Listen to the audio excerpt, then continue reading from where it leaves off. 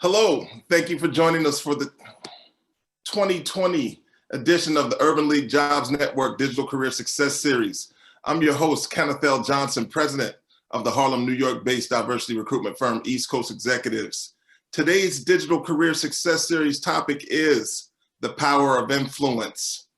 When the National Urban League team presented this discussion topic, I immediately thought of our guest today, Mr. Jameel Rush, VP of Diversity and Inclusion at Aramark and president of the Philadelphia chapter of the Society for Human Resource Management.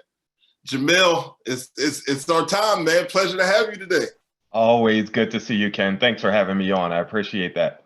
Man, I'm so excited to have you on today, man. Please tell the audience a little bit about yourself, my friend. Yeah, as Ken mentioned, my name is Jameel Rush. I'm the Vice President of Diversity and Inclusion for Aramark. Aramark is a large food service, facility service, and uniform services provider based locally here in Philadelphia, where I am, but we have services across the globe. I've been in the HR and diversity and inclusion space since 2007. A variety of roles across HR and D&I, talent management, organizational development, training, leadership development, those things. So love speaking about this and these topics with individuals like you, Ken. And then, as you mentioned, I'm also on the board for the Philadelphia Society for Human Resource Management. So I'm actually past president now. So I've officially given the reins over to Jackie Linton, who's our current president, who's doing a phenomenal job. But I'm serving as sort of president emeritus to her for the next couple of years as we sort of move on into the next stage of our organization's legacy. Man, you know, time really flies, man. I remember, like, that's been 2 years. 2 years, 2.5 years. Wow. So like, congratulations on a great tenure. Last time I was with you, like literally in a room with you, you had just taken the role as president. Wow. I know what, I'm going to apologize here for not connecting with you in 2 years, like in person. But COVID's kind of had us in a strange place. It's in a strange place. I haven't been able to see anybody in 9 months. So if you take away that 9 months from it all, you're good. Side note, super funny story. Literally, we recorded that video on your radio show some years ago. My mom sent it to me 2 weeks ago saying, like, I loved watching this, just out of the blue. So thank you to Mom Rush. We appreciate her checking into the Career Seeker Show platform and keeping that moment alive. Thank you so very much for that. So listen, you know, this is the Digital Career Success Series, National Urban League Jobs Network. Man, our audience is like the best audience ever. So we're going to have a ton of questions, I'm sure. As we get questions through the Q&A and through the chat, I'll circle back through and kind of drop them into our conversation, but we will have a time at the end. We'll just kind of go rapid fire and answer some of these questions if you don't mind. Absolutely, man. I'm in. I love it. All right, let's get started, my friend. All right, great. So I've been tasked with speaking to everyone about this idea and this concept around influence and how do you build your level of influence both within your organizations, within the companies you work for, but just within your broader ecosystem. So I'm excited to talk to you about that and really to frame out for you, what are we talking about and what is this conversation around influence? Why is it important and why is it critical for us to be thinking about as we look at the trajectory of our careers and where our career paths are headed? And before I even jump into that conversation, and we'll go into the next slide here, I want to ask a really sort of direct question for the group. And I want to ask the questions of whether or not you think great leaders are born or do you think leaders are made? And you can put your answers to that inside the chat feature. Do you think great leaders are born or do you think great leaders are made? And I'm interested to see how this comes up through the chat. Yeah, starting to see a lot of really good responses here.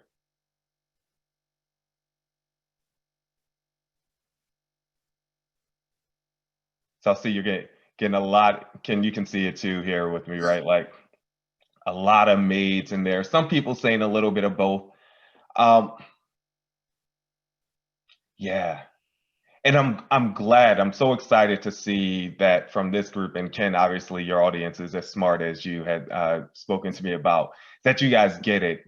this idea of a great leader, it doesn't happen. There's not some DNA that we all have that makes us great leaders. And if you think about nature versus nurture, it is really about the nurture and the environments that we create that help to enable us to attain leadership and become great leaders. And you could have the most charismatic, detail-oriented, sort of naturally strategic person in the world, but if they're not set up in an environment where they understand the levers to pull to be successful and impactful, they're not going to be impactful. At the same time, you can have someone who others have written off and have thought that they would not amount to anything. And if they're given the right support structures, the right environment, the right training and education, they have the ability to become a world-changing individual. So it's critical, because there is actually a section of the world out there that believes that great leaders are just naturally that way. And that's not the case. Leadership is a skill set that is developed and it's birthed and it's grown over time. So as we talk about this idea of influence, I want you all to keep front of mind and top of mind that your influence and your power is a learned behavior. Your ability to influence and the power that comes with that is learned behavior. You just need to know what levers to pull in order to become stronger at it. And that's a little bit of the conversation that I want to have with you all here this afternoon or morning if you happen to be on the West Coast. So going to the next slide here, Kristen. I want to talk to you all a little bit about what influence is and what it looks like. And there's a few different levels of influence that we all need to be mindful of. But essentially, when we talk about the idea of influence, it's about our ability to alter or sway an individual or groups, their thoughts, their beliefs, or their actions. So, right, to distill down, what are we even talking about when we say the term influence? It's about our ability to alter or sway an individual or a group's thoughts, beliefs, or actions. And our influence comes in a few different spectrums. So there are things that we have direct control over, right? So if you are a manager of a team, you have direct control over the actions that your team members take. You are directing their work responsibility. So you have a level of influence over them that's a lot more directly tied because you directly control their day-to-day work. At the same time, there are other people who you have direct influence over. So maybe you're like Ken, where you run an organization and you're seen as a thought leader or subject matter expert around recruitment. Maybe you are like Kristen and you're volunteering with an org like Urban League, where she has direct influence with the partners and the members of that organization at the same time. So there are people that you have direct influence over because they listen to you, right? You've been set up in a way that they listen to you and they're listening to your perspective and they mirror their thoughts and beliefs and actions around what they see from you. So you've been set up as a role model or an example in that way. But then there's even further than that, there are things that we have indirect influence over as well. And that indirect influence is someone where maybe they don't meet you on a day-to-day basis, but they're consuming the things that you're putting out into the world. So maybe that indirect influence comes through your social media channels that you have. Maybe you have thousands of Twitter followers. Maybe you have 10,000 LinkedIn connections like Ken does over here, right? Maybe you have an Instagram that is really set up where a lot of people are seeing the things that you have. Those are your levels of indirect influence, right? That is your extended network that you're talking, that you're touching, and that you're reaching. So as we think about influence and influence's role in leadership, it's important for us to, first of all, just understand what reach do you have today? Right? What reach do you have today? What are those things you have direct control over? They could be people or processes that enable you to influence. What are the people that are directly listening to you? That could be your family, your siblings, your spouse, right? Those people that you have direct influence over. And then what's your indirect influence as well? What's that span that's beyond those that you engage with on a consistent basis that are consuming what you put into the world? Hey, Jamil, I have a question for you. And, Yeah. just understanding your role and kind of where you've been within organizations and the influence that you have. So under indirect influence, if individuals are part of, say, I don't know, a business resource group or an employee resource group within their organization, is it possible that they could hold maybe higher influence than even direct managers on some level in regards to certain initiatives? Absolutely. So think about indirect influence in the beliefs and your ability to change the beliefs or worldview of others. So you could get involved through things like an employee resource group. And for those of you who don't know what employee resource groups are, most large corporations within their diversity and inclusion arm will have these things called employee resource groups, which are like sub orgs that focus on different demographic areas. And those employee resource groups are great because not only do they create a community for women or African Americans or Latinx team members, right? They create a community there, but they also help to provide perspective on what that organization needs to do in order to better meet the needs of their individuals. So in that way, you have indirect influence that gives you power to direct the events and activities that are happening within that company. So you might have higher levels of power through the indirect influence that you have, even more so than the things you have direct control over. Answer that question, Ken. Yeah, excellent, man. That's what I was thinking. And, you know, as you were kind of speaking through the levels of influence, it just came to my attention, like a lot of people can hold weight without necessarily having the title that shares that weight, right? And I find that really interesting. And I guess as a leader in the D&I space, how do you manage that? Like, or did you just let it grow organically, or is there a way that you have to chime in to kind of, I don't know, stem the tide a little? Yeah. So, and there's a few different things, right? So there's the one piece of it is how do we create systems that give voice to individuals within our organization? How do we create those systems that give voice? So employee resource group, it's one of those ways. Another way is celebrating the identities of the people that come into our organization and saying like, here is Ken or Jamil or Kristen or Colin, right? I'm reading names off the participant panel who just joined here and is doing really great work, right? How do we give the exposure to that individual so that others can see the thought leadership and the perspectives and the value that they bring into the room? So there's a space that creates a system where you can give exposure to those individuals. And then there's also another space where you just sort of talk to people that the reach that they have is beyond the perspective that they might have right now. So sometimes you can get into this helpless space of like, oh, everything's wrong. I don't know what I can do about it, or I can't change it. We really are talking to people to say like, your influence and your power is beyond just the things you directly own. And there are people who are looking at you, listening to you, and looking to your example, because you're setting an example for the team and others who are working next to you. Man, let's stay there right for a second. You were speaking about exposure. So, you know, we've had these conversations in past DCSS segments where, you know, people were stating that, hey, listen, how do I get exposure if my role doesn't put me in those rooms, right? With decision makers and influencers. So it sounds like sometimes you can use maybe a non-direct influence vehicle to get yourself positioned in a direct influence and control environment where you can position yourself to grow organizationally. Yeah.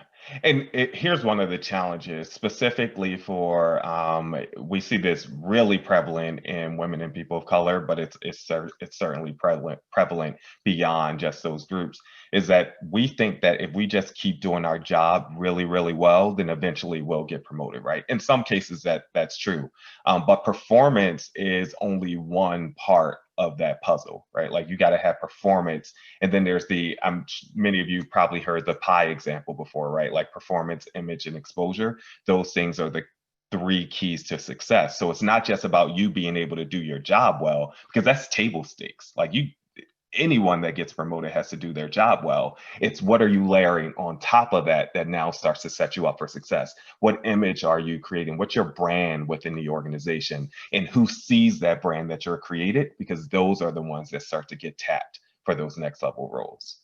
Oh, you know, you just gave me one, right? I didn't know about this pie example before. Ah. Exposure. That's getting ready to come on one of my workshops soon. Yeah, this.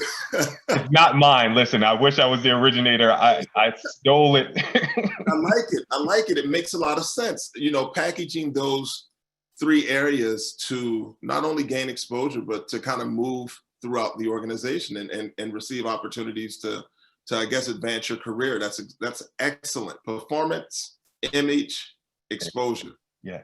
So if you come into work every day and all you do is put your head down and just do your job and then you go home, you're limiting the potential for yourself to move up. And for some of us, that's okay, right? Like if you just want to do your job and go home every day, fantastic, that's okay. But if your aspiration is to become vice president, COO, CEO one day, whatever those things might be, you got to be doing much more than just your day-to-day tasks. So how are you volunteering to get involved in professional organizations? Are you the one to raise your hand for new projects that are coming up for the team? Do you have mentors, advocates, and sponsors within that organization who are one, giving you guidance, who are speaking about you when you're outside the room, and who are surfacing your name when opportunities come up? So you have to build this ecosystem around you in order to be successful in the job and to continue to progress from a career standpoint. Yeah, let's talk about the ecosystem. Now, you mentioned mentors, advocates, sponsors. If you don't mind, I need you to put on that Temple U professor hat and walk us through, I guess, the principles to each: mentors, advocates, sponsors. Yeah. So mentoring is probably the one that's most common that we talk about all the time, right? Finding a mentor. And a mentor is important because your mentor is the person that can have real talk with you. They're the individual that's going to be able to spend a lot of time with you talking about your career and life and giving you perspective and guidance and all those things. So mentors are really valuable because they help you to grow personally. And in some ways, they might help you to grow professionally as well, right? To do your job better. So mentors are one thing that are a critical part of our ecosystem. Mentors are different than advocates, because advocates, these are the ones who are speaking about you when you're not inside the room, right? Your mentor might be your advocate, but they also might not be the same thing. So your mentor is going to be talking to you all the time. You'll have a consistent, really strong relationship with your mentor. An advocate might have worked with you one time and you knocked it out the park on that project. So the next time a project comes up, your advocate's going to be like, hey, you know who you should be thinking about when this project comes up, or this task, or this new job is opening? Like, I've worked with Ken, you absolutely should be working for him. So your advocates are like your brand ambassadors almost. They are the ones that are speaking you up even if you're not there. Sponsors could be a mentor. They could also be an advocate, but sponsors specifically are individuals who have power within an organization to surface you and to give you access to those next level jobs and opportunities. So your sponsors are the ones they are the leaders, the hiring managers. And when a job opens up, that sponsor is the person who's going to call you and say, Kristen, I got a job. You'd be perfect for it. Make sure you apply for that. So sponsors are people who actually have influence, authority, and power within an organization to get you into those next jobs. So they are very different roles. A person might exist across a multitude of them, but that doesn't mean that each one plays each part inside your life. So Jamil, I'm gonna put you on the spot here. Yeah. I need you to. I'm gonna take people into the experience and the history of Mr. Jameel Rush. Now, one time I don't know if it was at the radio show or if it was just a conversation we were having during a mock interview workshop, but I recall asking you how you got into this work. And you shared a story about like how, I don't want to call it random because I think things happen for a reason, but you shared a story about how you got into this HR work. Can you share that with the audience, please? Yeah, and it's so how I got into the HR work, that's a whole different story. But you know, my role inside of diversity and inclusion is one of sponsors for me, right? Like, so I was working in HR for a number of years, and had worked with an individual who was our head of leadership development on a project. So she was someone that I just got to know. So she had a role open up on her team. And because her and I had engaged with one another before, I had done a few projects and tasks for her, she pulled me to work with her in leadership development. So now this person has become not only my advocate, she became my sponsor. And I worked with her for several years in our leadership development group, and she got promoted. So when she got promoted, she called me again to say like, hey, I need somebody on my team to come work with me in diversity and inclusion. And she pulled me again from the job I was doing to get into that space. So here's someone who became my sponsor who said like, hey, Jamil, I know you're passionate about D&I. I know you do good work. We got some things to do and I trust you. Come and work with me. So she became a sponsor for me, moving me along from several parts of my career. And I have like 2 or 3 people like that who have just like every opportunity I had, they call me and they're like, hey, are you open to it? This is what I need to do. I need you to come work with me. And it's how I've grown through Aramark and even how I got the job today. Man, I love that story. I just love it. I think it shows what can happen if you put yourself in the right place, right? And then if you follow the PIE acronym and do things right. I told you I'm all over that. So look, I'm gonna let you go, but I wanna speak to what's happening in the actual chat. Thank you so very much for Faith for suggesting that people kind of connect on LinkedIn and use this platform as a way to connect professionally. I think the power of these types of events and platforms is our ability to connect. And Faith mentioned that with COVID, we're not getting some of that face-to-face interaction. So this is a platform where we can do that. All right, I didn't want to stop you in the middle of your slide, but I just needed to touch on some of those things. So please, listen, man, you can stop me any go through all of this.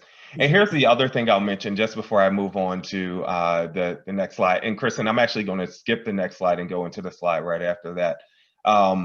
This idea of you don't want to do a great job just when you think someone's looking who matters, right? Your sponsors and your advocates don't just become from the senior leaders within your company, right? So you want to make sure that you are doing a fantastic job in showing up well for everyone that you touch.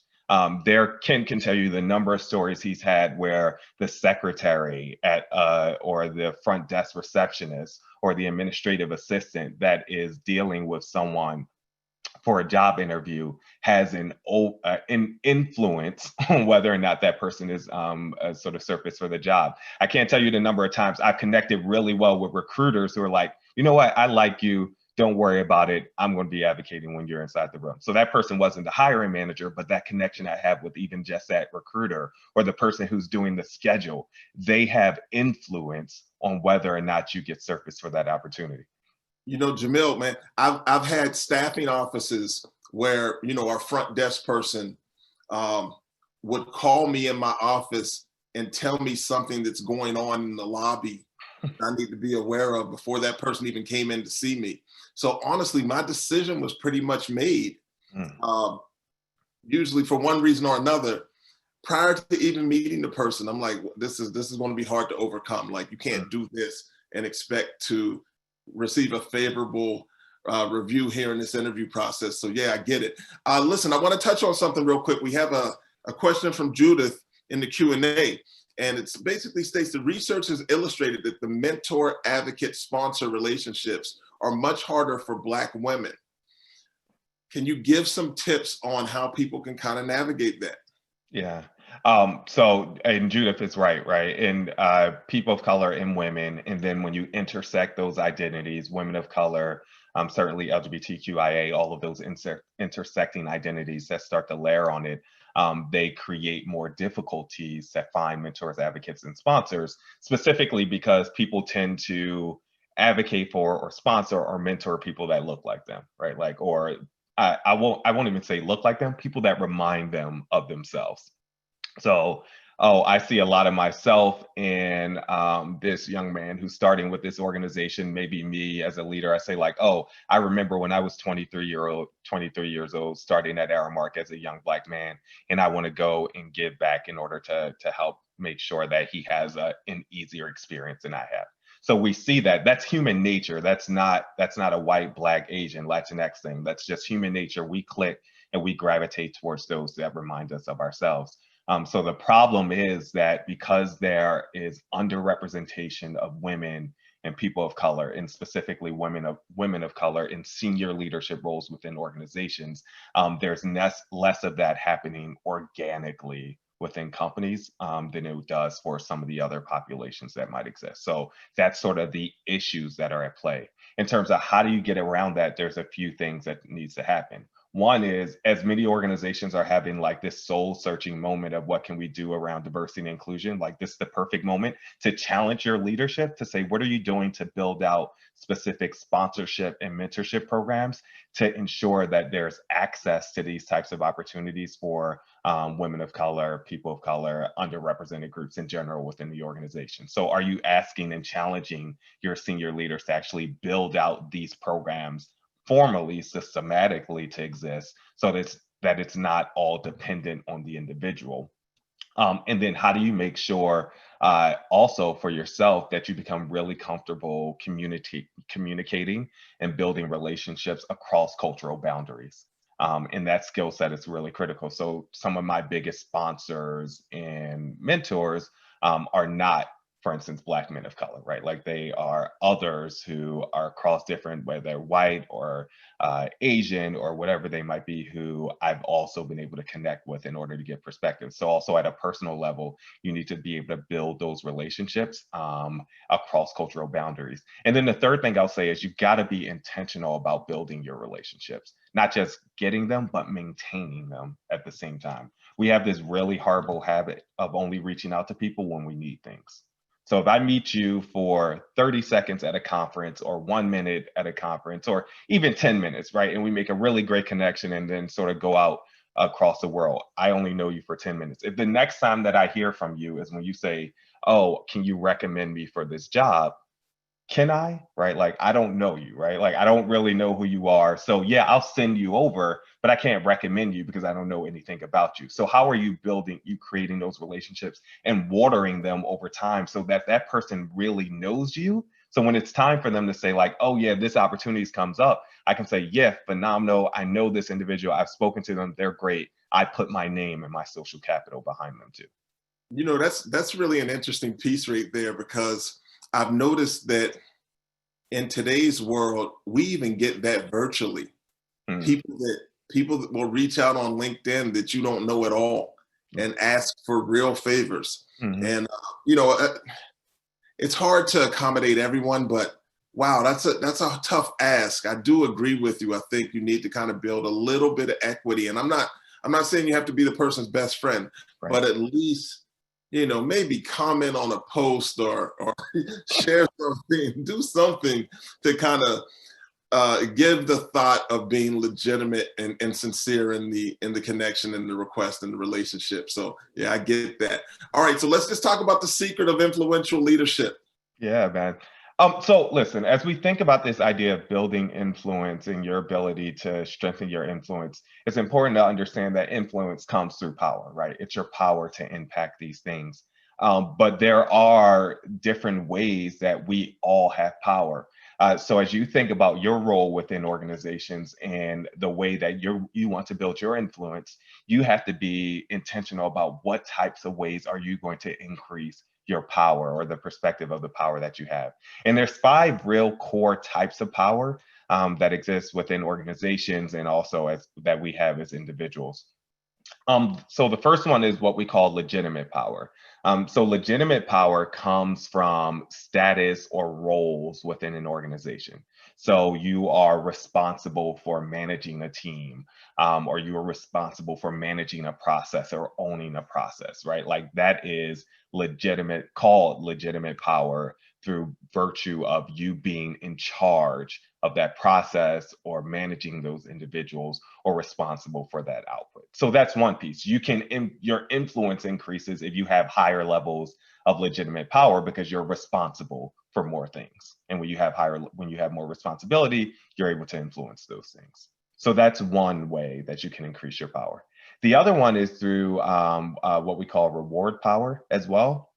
So if you create ways to reward or recognize or celebrate individuals who are doing things, you actually have established a higher level of reward power. You see this all the time from a lot of institutions that do things like rankings for the top 20 organizations that are the best places to work, or the top 15 organizations for women in leadership, right? Those ways, the ways those organizations have built their influence, one of them is through this idea of reward power. So I'm going to make you want to do something better because I create celebration at the back end of it. Think of it like the old analogy, the carrot, right? When you put the carrot out in front of the donkey, they're chasing after that carrot constantly. Gotcha. The third one is coercive power, right? So if reward power is carrot, coercive power is stick, right? But that's the punishment side of things. So that's if you don't do this, I'm going to do this. We see this on social media a lot for companies, right? If you don't do this right, I'm going to air you out on social media, right? People taking screenshots of what the companies say or what they're posting. And that's that coercive power of like, if you don't get it right, don't worry, we're coming for you, right? You're going to get cut off.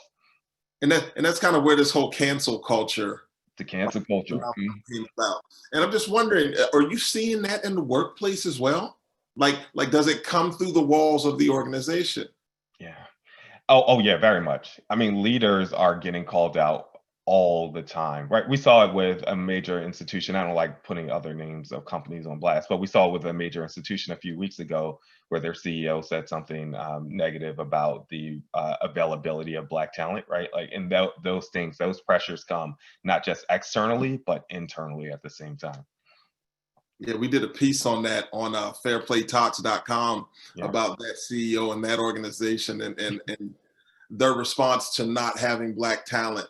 Yeah, that was an interesting piece and an interesting conversation. And I think to this conversation, when you look at the history of where that individual came from and how he kind of got there, you start to understand the thought process. So we need accountability at a lot of different levels. And maybe even a 72-hour rule before you start speaking about it. Do a little research, right? But yeah, I just think these influential leaders can be those account holders to some of that behavior, right? Yeah. Because you're constantly working your way through your power structure to give people an idea about what's really happening out here. Because sometimes we can be, just blinded and walking our walk as a leader. But, we need to tap into other people that are kind of out here doing the work as well. Yeah, and hearing from them before we get ourselves in trouble, right? Like Exactly. We've all been there where we got ourselves in trouble for saying something that we should have never said, or it didn't come out right, or we were just ill-informed, right? Like those things happen. So how do you set up those guardrails at the same time so that you don't step into it? And then there's two more types of power that I'm seeing blow up all the time, right? Especially over the midst of the pandemic. The one is expert power. And this is this idea that people value your perspective, opinion, or do what you say because they see you as an expert or a thought leader inside of the space. So who are the individuals that are being listened to because they're phenomenal thought leaders or experts in those things? We're seeing experts really be lifted up, people like Dr. Ibram Kendi right now, as we talk about like this conversation around race and racism. So though he's an example of someone who is an expert in the space that people are listening to around racial identity and how we can wrestle with it and how we can do a better job with it inside of the United States. And then the last source of power is what we call referent power. So referent power comes from power or influence that an individual has over you because you revere them. So that could be like your grandfather, right? Your grandfather you thought was just a great man, so you revere him, so you listen to and hang on to his every word. Your referent power could be from a celebrity or a person that you think is just a great individual, so you are a little bit more likely to listen to them. We're seeing this right now in the political cycle where people and celebrities are using their referent power and the influence from it in order to say, like, here's what you should be thinking about politically at the same time. Yeah, Jamil, I'm just looking at these 5 power principles, and it seems like there's some intersectionality. It seems like people can float in and out of some of these these descriptions. Yeah, absolutely. And you could be multiple, right? You could be someone who is a leader within your organization, so you have legitimate power, but you also are an expert in your field, so you get the expert power. But also, you just treat your employees really well, so people revere you at the same time.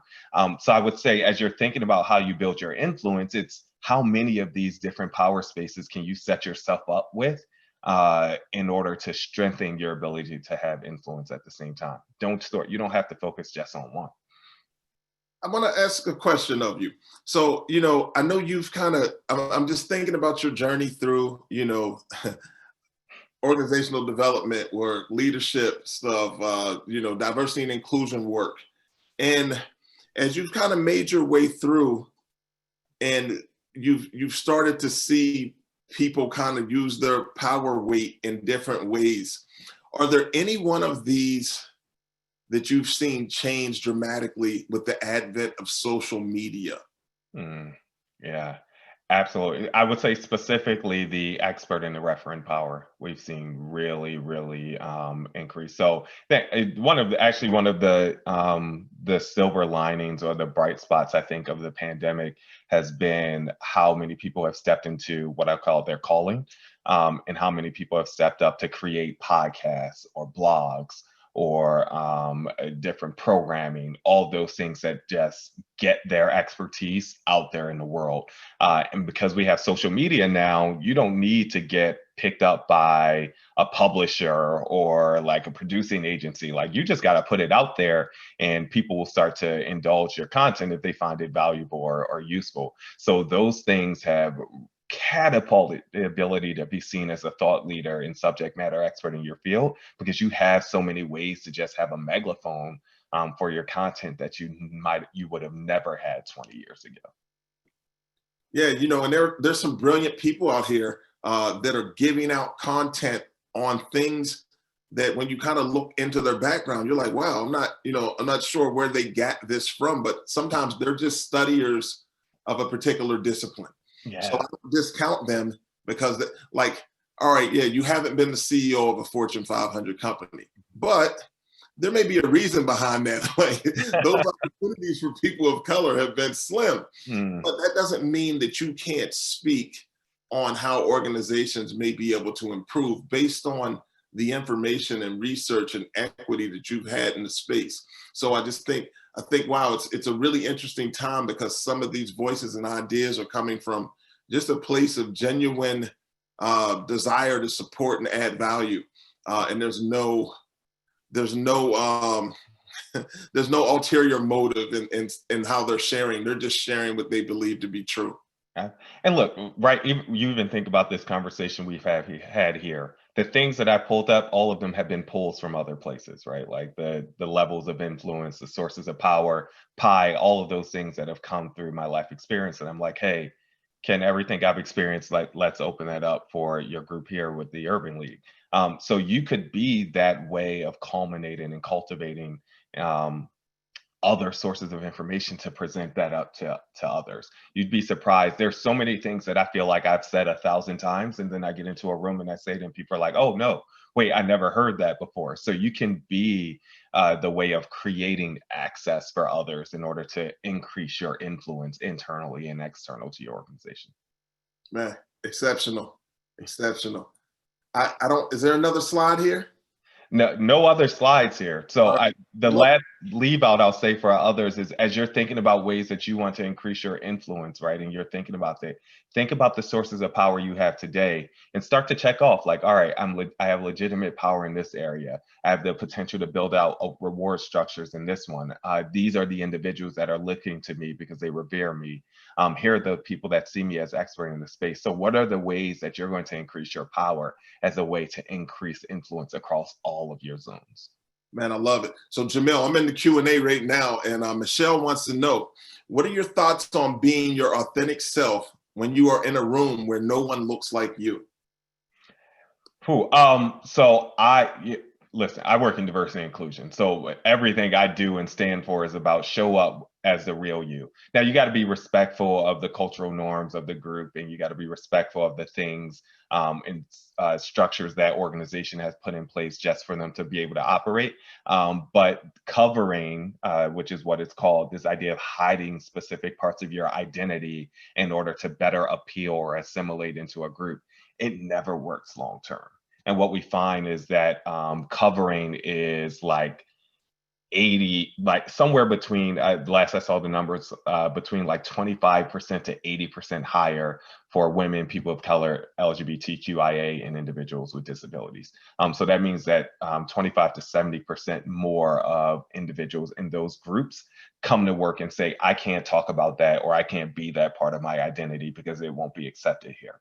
But what you are unintentionally doing when you do that covering, one is you're sort of like, you're discouraging yourself, because think about how hard it is. The best example I have for it is I have some individuals who I work with in our organization who are LGBTQ, and they speak about this experience of coming out and how they had to hide their significant other when they came to work every day. And we did an exercise some years ago that was all centered around others walking in the shoes of someone who had to hide their familial structure. So we had leaders who came to work every day and said, for this day or for this week, you can't talk about your spouse or your kids at all. And I want you to try to navigate the work world without talking about that for an entire week. And then we'll come back together and speak about what that experience is. And just think about how hard that would be if you had to hide those parts and be careful of like, oh, I can't say my significant other's name, or I can't talk about that because someone would judge me for it. It discourages us at work. So covering is a way that disengages and creates higher levels of exhaustion and lower levels of productivity if we're hiding those unique parts of our identity. So that's one piece of it. And then two, you're continuing to influence and continuing to create the same culture that doesn't accept others if you're not living in your authentic truth at the same time. So if you, as a woman or a person of color, come into a room and you aren't existing in the things that are important to you, when the next woman or person of color comes into the room, they're also going to take that cue and say, oh, I got to act this way in order to be successful here. So you're perpetuating the same circumstances over and over for future generations if you don't live in your real truth. Man, and if you think about the conversation today, right, this power of influence conversation, your true influence capital is rooted in you being uniquely who you are.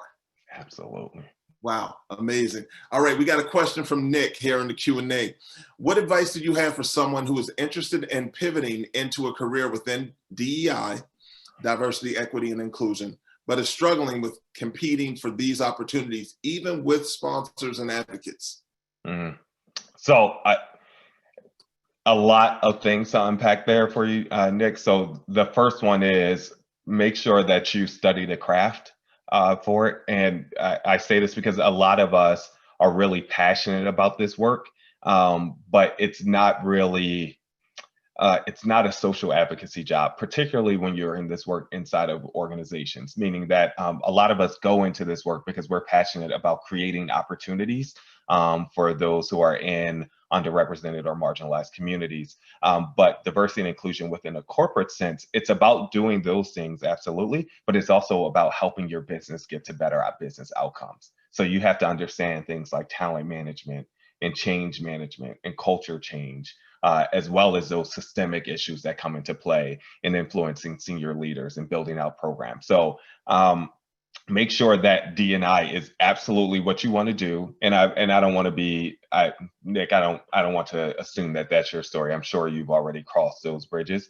But I think for many others who are thinking about it, you just want to make sure that that's actually what you want to do, and you know, within a corporate structure. The second one is make sure you're doing the work around getting the education and the understanding of how to do the work. So there are certificates out there from a variety of programs that you can look at, everywhere from Cornell to Villanova to Georgetown. They have these certificates around diversity and inclusion and diversity and inclusion management. So you can actually put in the educational work to show that you're intentional and you are serious about getting into this space. The third one is, how do you start to volunteer and take on projects within your organization that start to pivot you into this space? So the first job I did in D&I wasn't when I was working in D&I, it was launching the Young Professionals Employee Resource Group for my organization. So that was the first exposure I had for D&I. The second exposure was when the National Urban League Conference was hosted locally here in Philly. So I volunteered to lead that effort for the National Urban League for my organization because I was passionate about D&I. So there are programs and processes you start to dabble into, so it becomes a much more organic shift. You know what? I'm just going to tell them we didn't pay you to say that. Jamil is a staunch supporter and advocate of the National Urban League and the local Urban League chapter in Philly. Andrea and her team do a great job out there. I know you've been there through Rosalind, Pat, everybody. So yeah. I've seen you show up, and I appreciate that. Speaking of showing up, would you, just based on Nick's prior question, now I know, of course, you're a supporter and a brand ambassador for the Sherm Initiative, right? Yeah, absolutely. Just that people look into some of that programming if they're interested in a career in D&I? Absolutely. And Sherm, which is the Society for Human Resource Management, just launched their Together Forward at Work campaign at the national level. And that's all centered around racial equity and equitable outcomes within organizational structures. So that's a great way for you to get access to content at a relatively low cost. I think most of it is free that they pushed out just as their way of giving back to the community. There's some things that might be associated to members only. But even their membership is only like $200 a year or something like that. So there's a way that you get access to that content. And then furthermore, I know we can't come together right now, but they'll have conferences and programs both at the local level, depending where you are. If you're in the New York City area, I think there's like 3 New York Sherm chapters, Long Island, Manhattan, and then they have the state chapter as well. You start to go to those programs and events, and you're talking about topics related to D&I, and you're meeting practitioners in the space, right? And again, going back to you're meeting them, and then you're building and maintaining those relationships. What'll happen is eventually someone will say, like, you know what? I just heard about this D&I specialist job or this D&I manager job. Director job. And I've been talking to Nick for the last 6-7 months, and I know he's passionate about it. You should give him a call and talk to him about those roles. So you're starting to build that, and you're playing the long game, not just like, oh, next week, what's the role I'm going to get into? You know, I always say kind of hang out where the hiring influencers hang out. And, you know, that's a good place to start doing that. Hey, Jamil. All right, so let's speak about this. Since we just mentioned Nick, he has another great question. Wants to know if there are any good books or resources that you've personally read that would be good for the audience to pick up for this continuous learning journey. Yeah, so that's a broad one. It depends on what you want to learn around, right? Like obviously there are a ton of things that are happening right now in the race discussion and race dialogue. I think those things are important to understand. Things like white fragility. How to be an anti-racist, those books, if you want to specifically get into the conversation around race and racism. I think there are broader business books that have always been really good for me. I'm a personal lover of Jim Collins and Good to Great, Great by Choice, like his series that speaks about general business success and how you can ensure that you're successful over the long run. And how do you make sure that you differentiate yourself from the pack, both at a personal level and at a professional level. So those are probably the 4 that I've been like consuming most recently that I think are phenomenal reads for someone who's either leaning into the diversity and inclusion space right now, or who's just thinking about how they can grow professionally. All right, great. You know what? I didn't get a chance to read this entire question before it came through, so I'm just going to read it off the top here.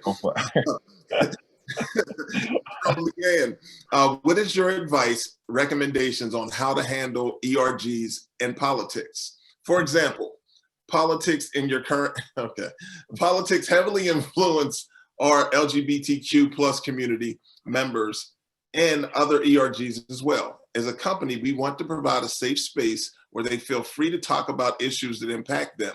However, as a company, we're often sponsored, funded by local city, state government entities. Understanding it's a business resource group, how can ERGs and politics work together? Yeah. So great question, by the way. A lot to unpack inside of that question. So here's my general rule of thumb. Your ERGs are meant to drive better outcomes for the people that are part of them and drive better outcomes for their organization. Those two things are correlated all the time. So I think there is absolutely a space within your ERGs to deal with really difficult topics that are specifically impacting the communities that they're serving.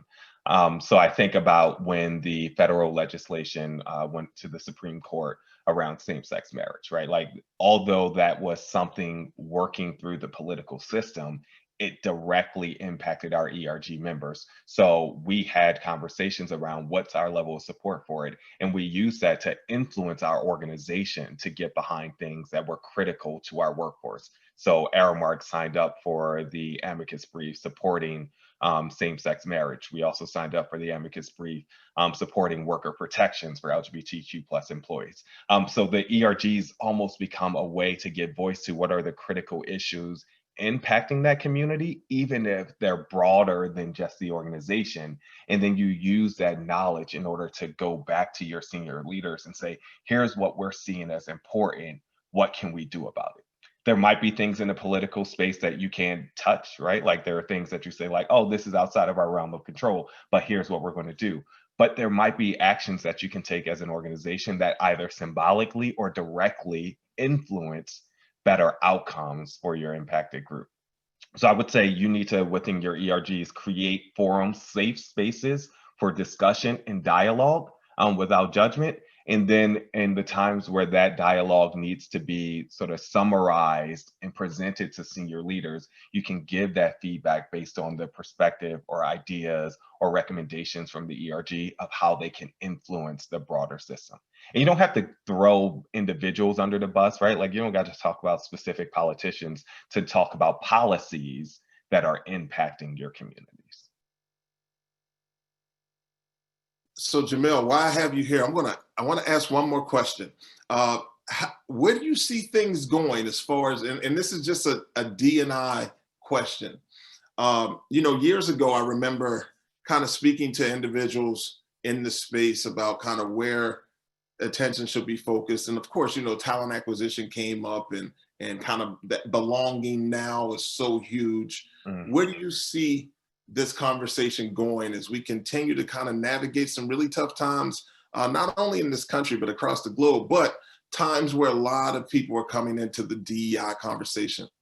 Yeah. So in at least the short term, this conversation around racial equity and anti-racism and social unrest is going to remain ever present. I would be remiss if I didn't recognize what's going on in Philadelphia today and sort of the shooting of another Black man and how our city is even sort of charged around it. So understanding that as long as those things are existing within our system, I think the pressure has been ratcheted up and ramped up for organizations to say, how are we supporting this and how are we not complacent in this really tough environment, and understanding how societal factors impact Black Americans and sort of Black people worldwide. So organizations are very much going to have to heavily lean into it because those conversations are being driven not just by our employees. Certainly your employees are asking them, but we're seeing things like shareholders and investors saying, what is your company doing around diversity and inclusion? We're a B2B organization. So we get our partners and clients asking us these questions around what are you doing around diversity and inclusion? You get your community members where you're operating asking you, what are you doing around diversity, inclusion, and racial equity, right? So that conversation and that pressure has only been ratcheted up. So in the short term, this racial equity piece is going to be really critical. If you start to think longer term, and you look out onto the horizon beyond just kind of COVID, social unrest, and what we're experiencing today, I think the shifting demographics within our workforce are only going to continue to expedite. And we're seeing major changes for representation for women, for people of color inside of our country, for the number of individuals who are identifying in the LGBTQIA community. So those representation numbers are only going to continue to shift up. So for organizations, if we're not ready to bring in talent from different backgrounds and perspectives, and we're not creating inclusive organizations, you won't be able to compete, right? You won't even be able to get people, much less the best people, to come and work for you. And then customers are now making decisions with their dollars around whether or not that organization also supports their values as it relates to diversity, equity, and inclusion. So not only will you not be able to get talent, you're not going to be able to get customers if you're not already showing this. So I think organizations that are doing it well, they're going to double down and continue to resource and reinforce their commitments. Organizations that are not doing it well, you're going to get pressure really quickly to do it well. So you could jump in now, or you can jump in when it's too late, and you don't want to jump in when it's too late. You know, and I think, you know, that's the power of influence, right? People kind of banding together to make change. And with that note, you know, I want to encourage everyone to vote next week. It's an important time for this country, and you know, have your voice heard. If you need information on that, please visit the National Urban League's website, nul.org.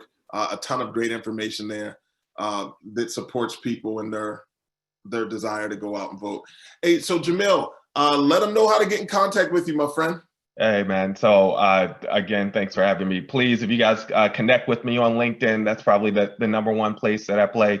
Ken makes fun of me all the time because my Twitter following is very low. But I'm also on Twitter, so you can connect with me there if you want to connect with me through Twitter. But yeah, please connect in, join, follow, ask questions. I'm happy to follow up with anyone. And to reiterate what Ken said, vote, vote, vote. We need you all out here, definitely in this coming week. Indeed. I'm looking at the Q&A. Denise, I have an answer to that question. Hit me up on LinkedIn, hit Jamil up. We'll answer that question for you. We got to run, but next week, Jamil, we have Owning Your Achievements. I'm sorry, not next week. That'll be November 11th. The DCSS topic will be Owning Your Achievements with Sydney Evans. I don't know if you know Sid, but